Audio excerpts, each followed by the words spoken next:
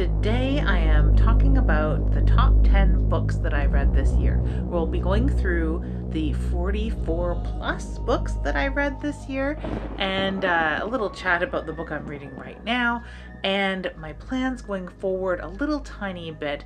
But to start out, it's the same as the last couple of years. I'll be going over this in Photoshop and having all the book covers and arranging them into the top 10. I'm recording on my screen as I record here, so it's all going to be a surprise.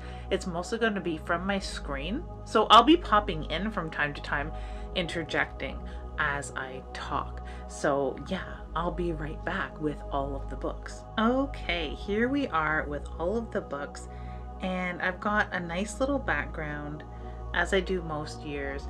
This one is AI generated. Typically I would pick a picture from Pixabay, and I went through some of the pictures that I had taken throughout the year to see if I couldn't use something that I wanted. But then I thought, well, I'll just go into Photoshop and make a nice wintry graveyard scene, which for the past 2 years is a picture I've wanted to have. So I've got all of the books that I've read up, and you'll see some of them change and disappear. Those are the non-fiction books. So I think I'll go through those first just to get them out of the way. So if we take away all of the other books that I've read this year and leave just the non-fiction ones. So there we go. None of these are books that blew my hair back, rocked my socks. Doppelganger from Naomi Klein last year was a contender. These are great books, like really, totally, highly recommend all of these books, but none of them are really like top 10 material. So we'll start with Shadows and Ink, Joe Meinhardt. That is a book that, it's a writing craft book. There's a few of those always every year, and it's just not one that I thought was super good.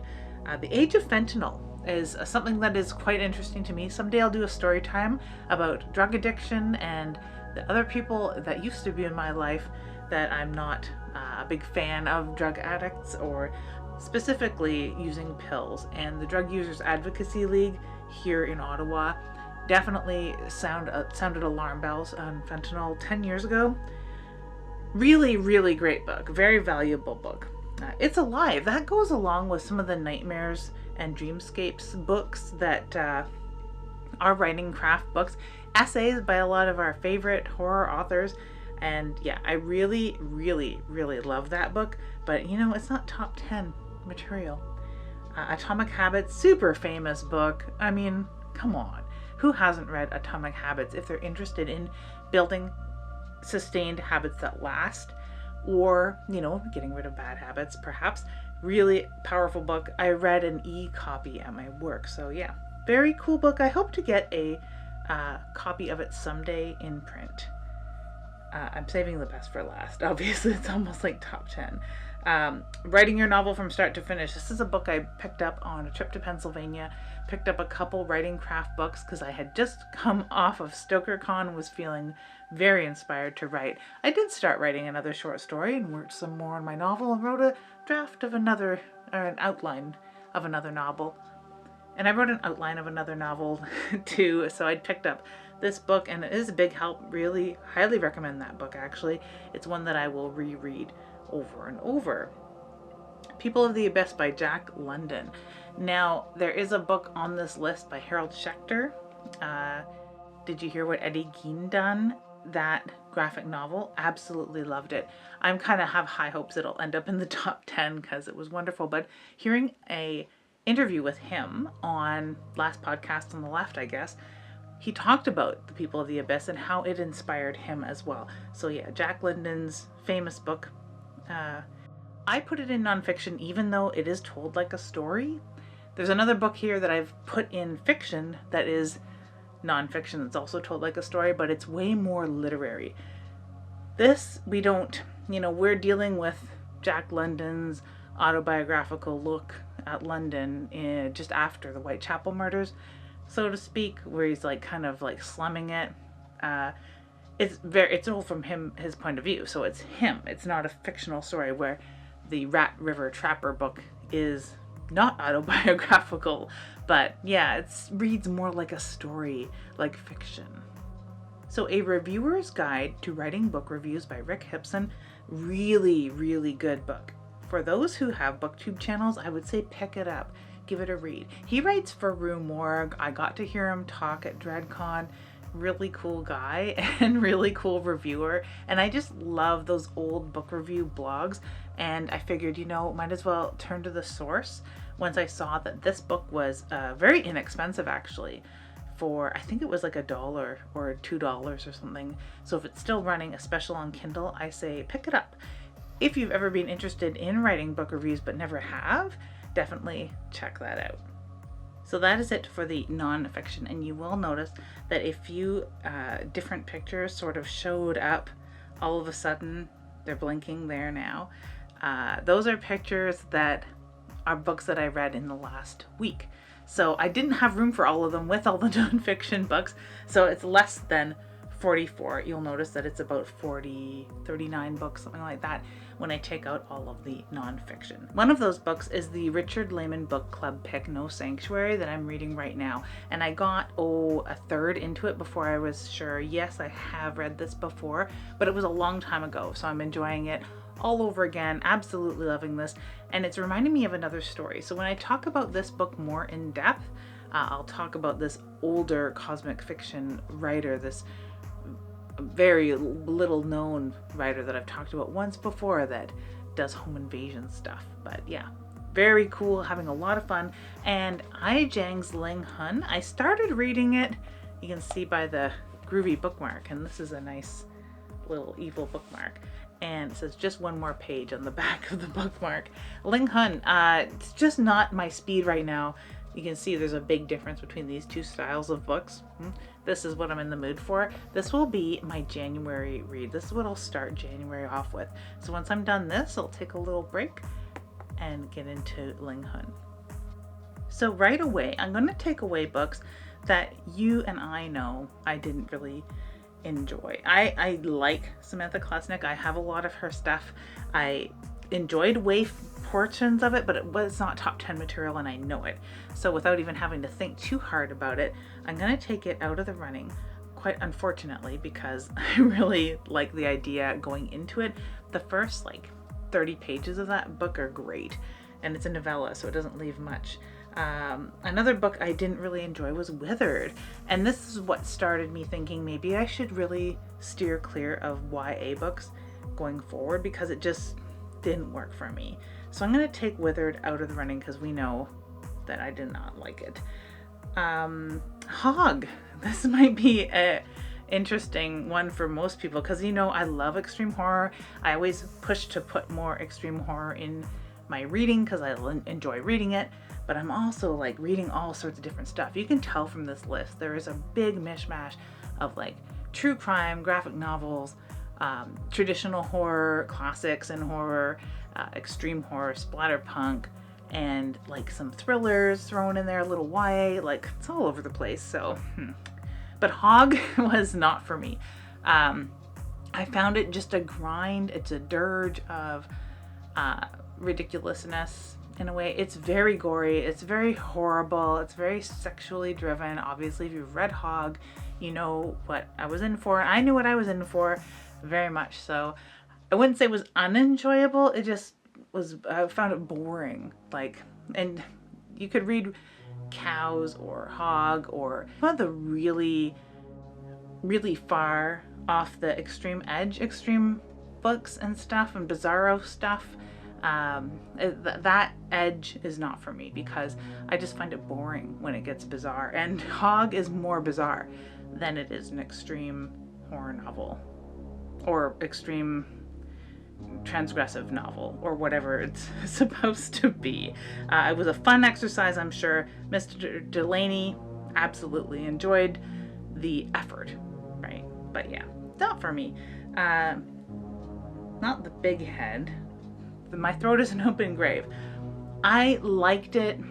I don't want to really take it out of the running, but I know it's not top 10. So that's why I'm taking it out of the running.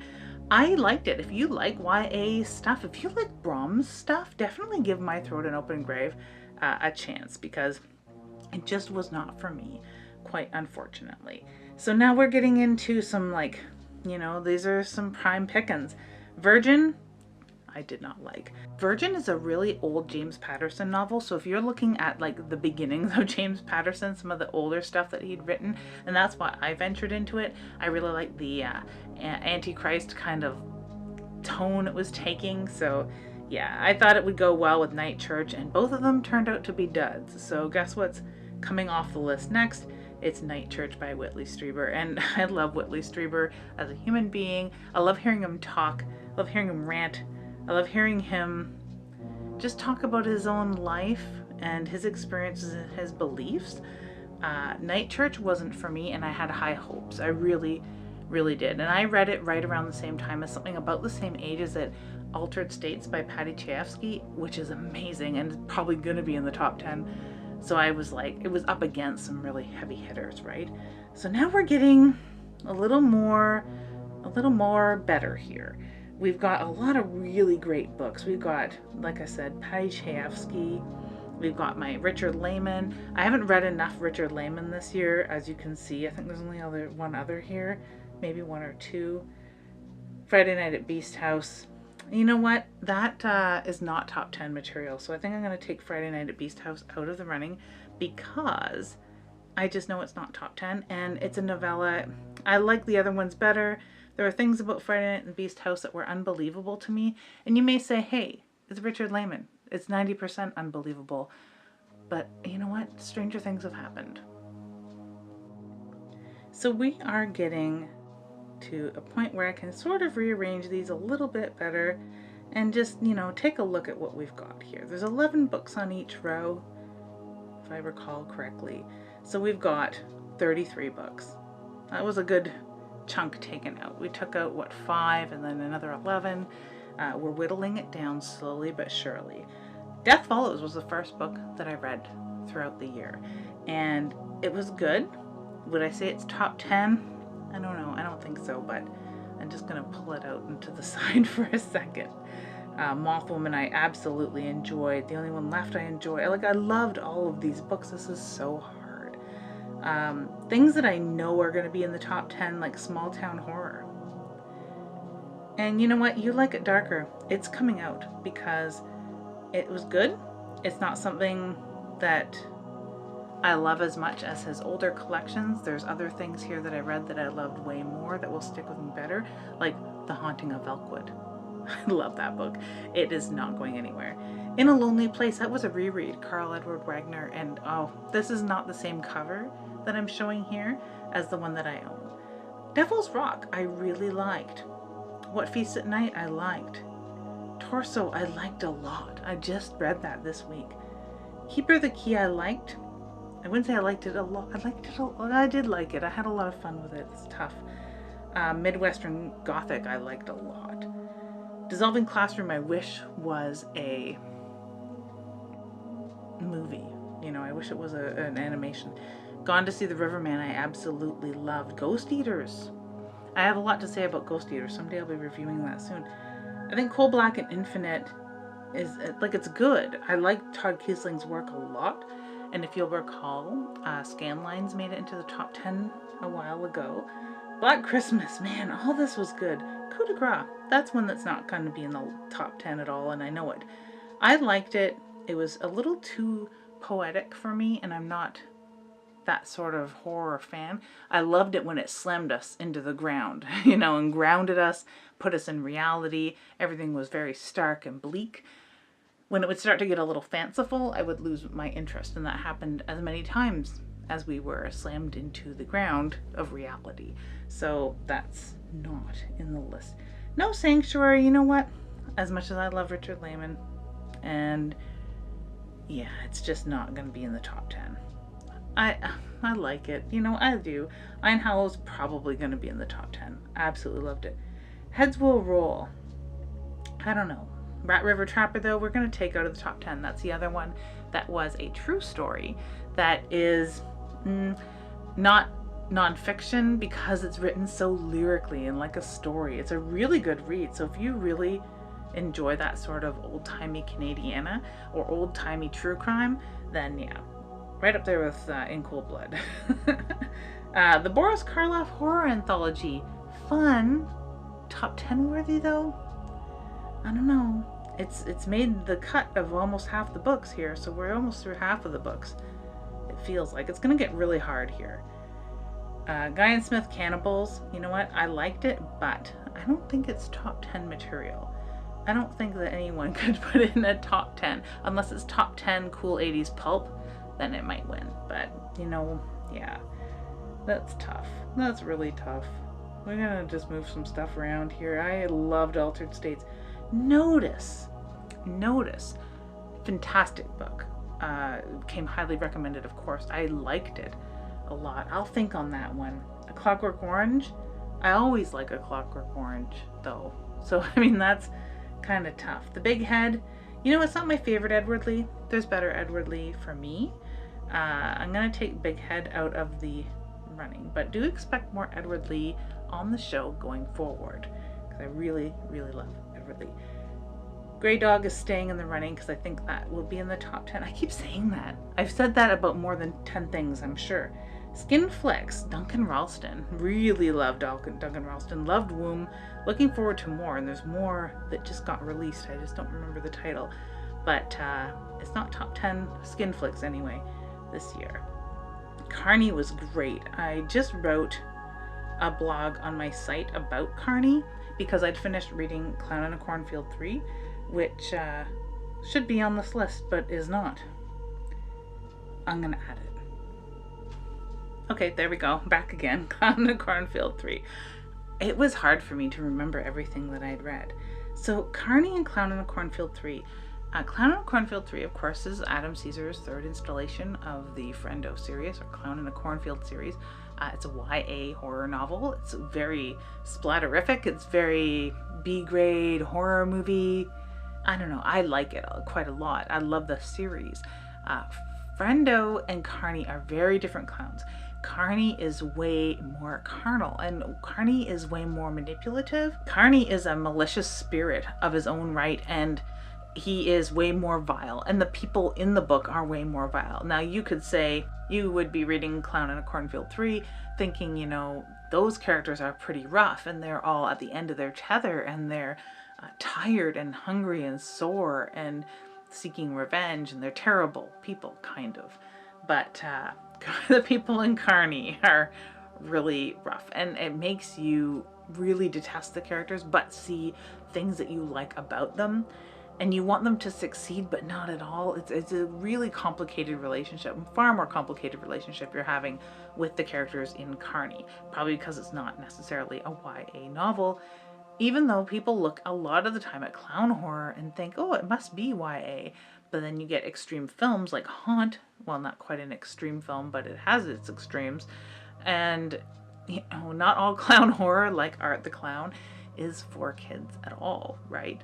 So yeah, Carney and Clown in a Cornfield, those are really, I'm going to take Death Follows out of the list.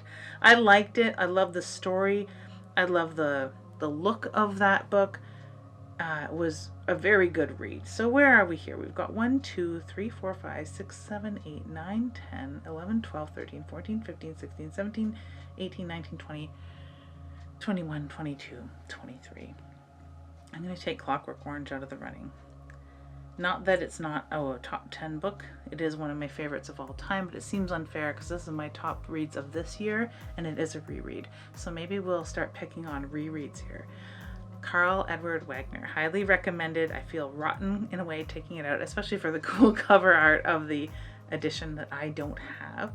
Midwestern Gothic by Scott Thomas was great. I really loved that. So that's a few rereads out of here. Black Christmas was so fun, I don't know, that's tough for me to take out.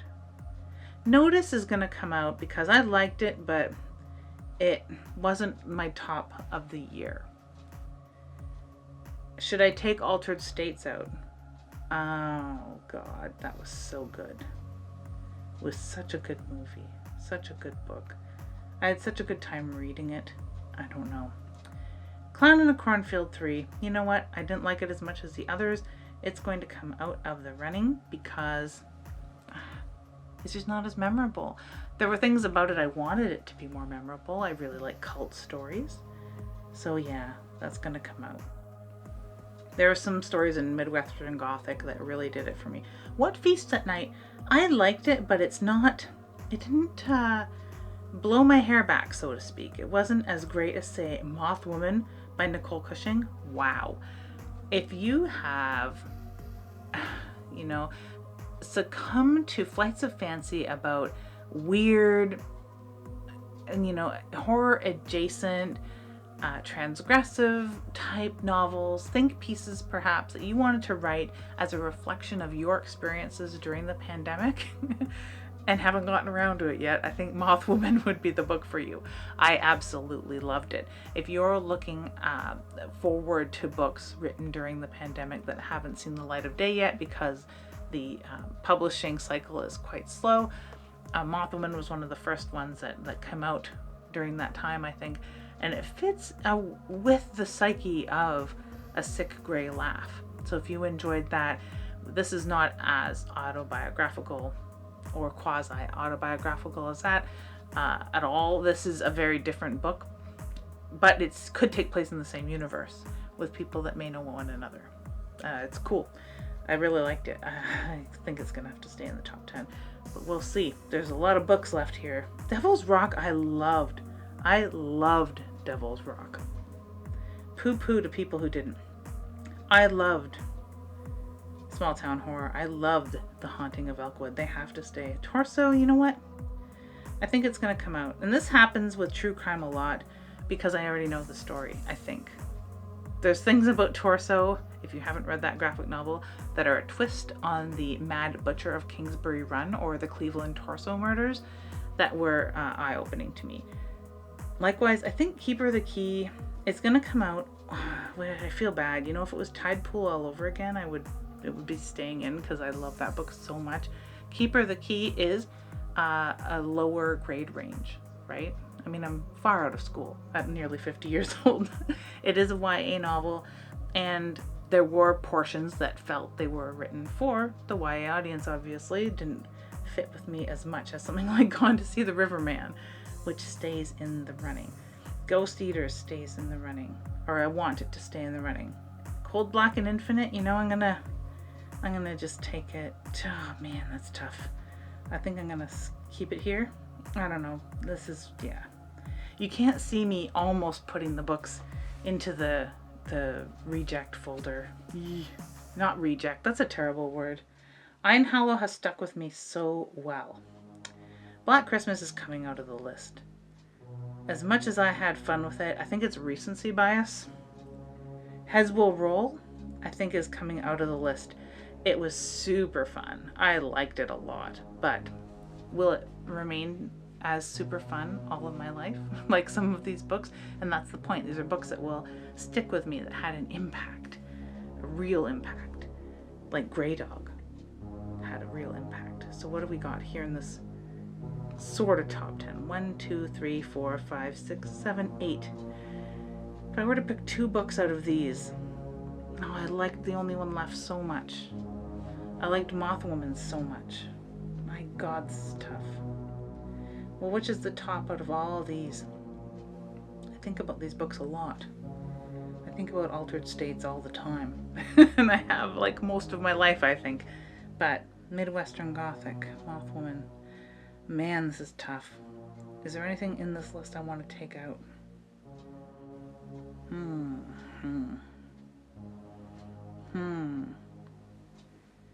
Things that I'll forget about in a year, do you think?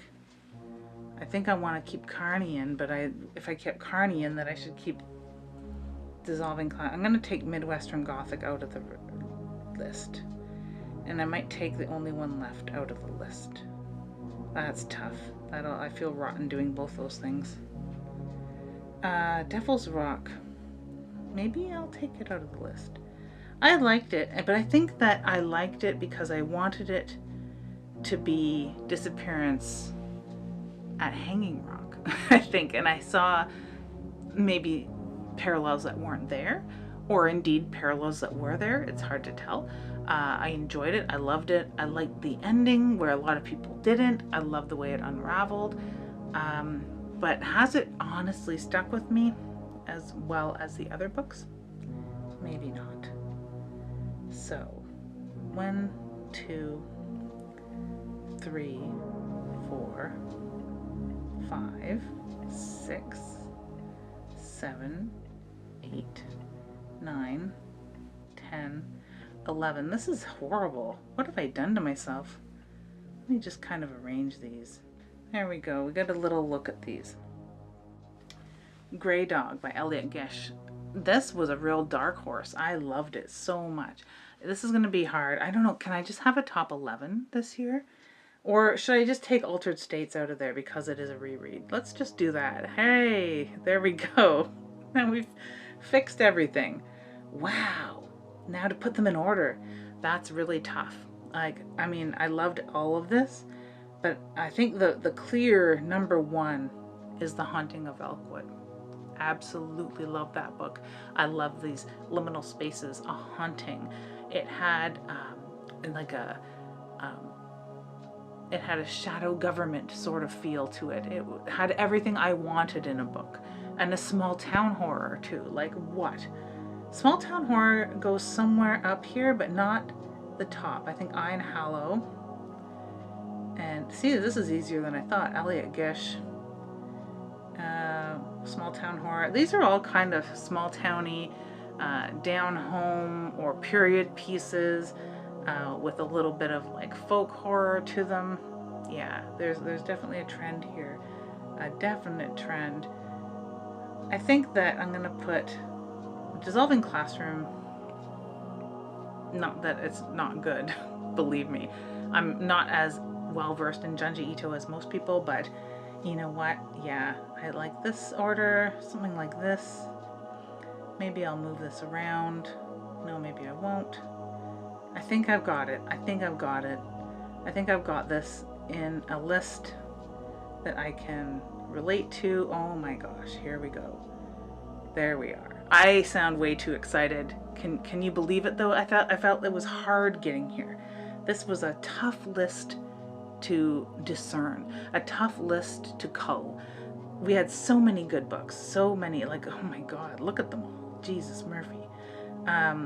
Yeah, so we start with The Haunting of Elkwood, which I've talked about. I have a very full-length review about it. Iron Hallow, I don't have a full-length review of it, I don't think, but I should, because it's wonderful. Tim McGregor really knows folk horror and puts it in a period. It's a period piece, so it's not like contemporary folk horror, although he does that extremely well as well. Highly recommend that book, as with all of these. Grey Dog by Elliot Gish, that was, like I said, a dark horse, and a book that was sent to me by ECW. Really love this. Canadian author, Canadian publisher. It is also a period piece, and a dark, brooding piece at that. If you liked Lucy Maud Montgomery or the Seven Gables stuff, if you like all of that, Anne of Green Gables, this is it. Dark though. This is it listening to The Cure at 17 years old. That's what this is. Grey Dog by Elliot Gish. Beautiful stuff. Ronald Malfi's small town horror. You know, I'm gonna swap some spots here because I want to put Gone to See the Riverman, Mothwoman, something like that. I think I'm even gonna move. Yeah. This is tough. It's tough all over again. Okay, so Gone to See the Riverman, Christopher Triana, which I'll talk about more, but my review on my site is, in short, what I'd love to say about this book is that it does have a very distinct bluesy thrum to it. Loved it. I want to read more Christopher Triana. I feel weird being so late coming to what is now one of my favorite extreme, if not splatterpunk authors, because it's not super gory. It's tough. It's a tough read, but it's not super gory. I would say fans of extreme horror fiction that are also fans of Gemma Files would really like Christopher Triana stuff.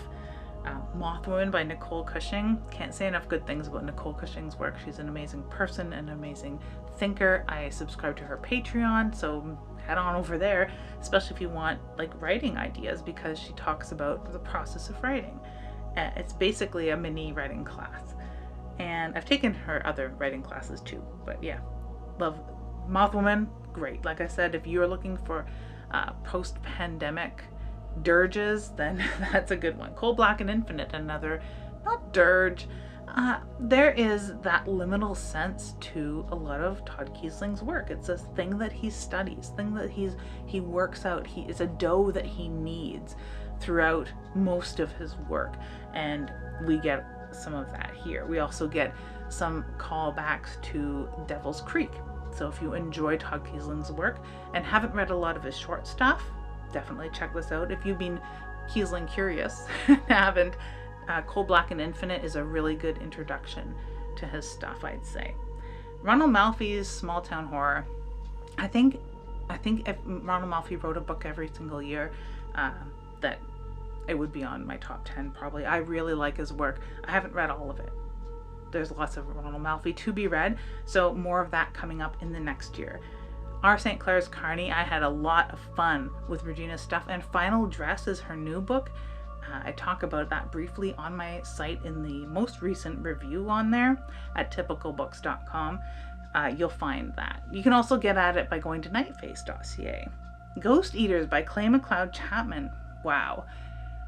This is right up there with that fentanyl book of my nonfictions, where it elicits a lot of thinking in me in regards to drug addicts, people that I have known, people I don't want to know, people that I went to school with. And this is very much, there's echoes of the schools I attended and people I knew in Ghost Eaters. If you like that, 1994 callback to Gen X problems, then Ghost Eaters is it. But it is placed in a more contemporary time, so millennials will get a real kick out of that too.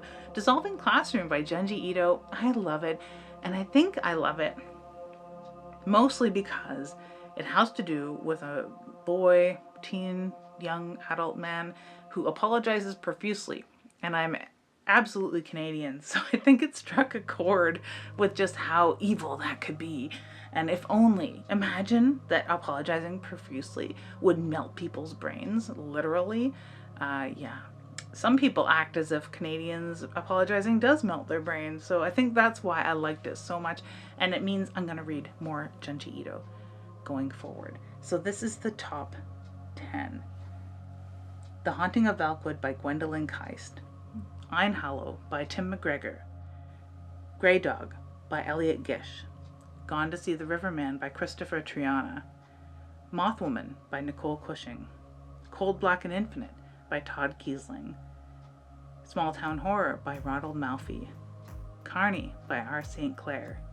Ghost Eaters by Clay McLeod Chapman. And Dissolving Classroom by Junji Ito.